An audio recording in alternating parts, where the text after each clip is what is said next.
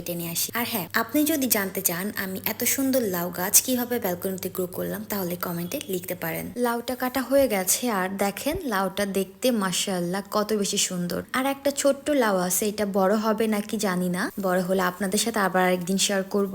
এখন আমি লাউটাকে নিয়ে যাচ্ছি কিচেনে এটাকে কাটার জন্য। প্রথমে আমি লাউয়ের খোসাটা ছাড়িয়ে নিব। আর হ্যাঁ, আমি কিন্তু লাউয়ের খোসা ফেলে দিব না, এটাকে আমি রেখে দিব অন্য আরেকদিন ভাজি করার জন্য।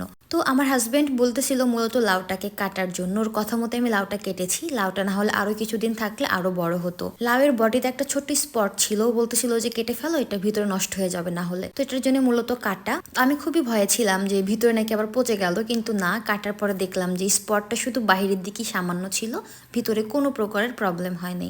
এখন আমি লাউগুলোকে কিউব কিউব করে কেটে নিব, তারপর চিংড়ি মাছগুলো পরিষ্কার করে নিব। আর হ্যাঁ, এটা কিন্তু আমার লাইফে লাগানো প্রথম লাউ গাছ, যেটাতে এত সুন্দর একটা লাউ হয়েছে। এর আগে